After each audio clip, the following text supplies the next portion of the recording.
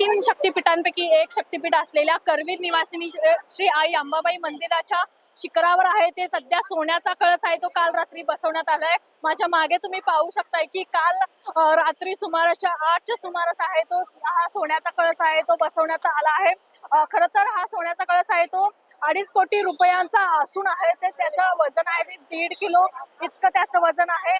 काल रात्री आहे ते क्रेनच्या सहाय्याने आहे ते शिखरावर आहे ते कलश आहे ते बसवण्यात आलाय। अद्याप कोणतेही विधी या शिखरावर आहे ते या कलशावर आहे ते करण्यात आले नाहीत। मात्र संपूर्ण आहे जे मंदिराचं बांधकाम पूर्ण झाल्यानंतर आहे ते विधिवत पूजा या कलशाची करण्यात येणार आहे। खरं तर 3.5 शक्तिपीठांपैकी एक असलेल्या अंबाबाई मंदिरात भाविकांची आहे ती मोठ्या प्रमाणात गर्दी असते ते त्यासोबतच आता अधिक महिना असल्याने देखील भाविकांची मोठ्या प्रमाणात गर्दी या ठिकाणी आपल्याला पाहायला मिळत आहे। याच पार्श्वभूमीवर आहे ते अधिक महिन्याचा मुहूर्त साधून आहे ते अंबाबाई मंदिराच्या शिखरावर आहे तो सोन्याचा कलश आहे तो बसवण्यात आल्याचं आपल्याला पाहायला मिळत आहे। खरं तर गोव्याचे माजी मुख्यमंत्री आहेत प्रतापसिंह राणे यांनी हा कलश आहे तो अंबाबाई मंदिरात अर्पण केला आहे आणि यासोबतच कोणताही विधिवत पूजा न करता आहे ते कलश बसवण्यात आलाय। मात्र संपूर्ण कामकाज पूर्ण झाल्यानंतर आहे ते या कलशाची विधिवत पूजा अर्चा करण्यात येणार असल्याचं देखील मंदिर प्रशासनाच्या वतीनं आहे ते सांगण्यात येत आहे। खरं तर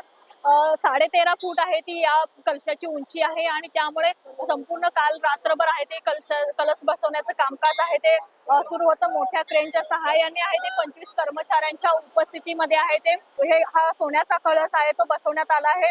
एकंदरीतच भाविकांची गर्दी अंबाबाई मंदिराच्या दर्शनासाठी अलोट गर्दी आहे ती होताना आपल्याला पाहायला मिळते।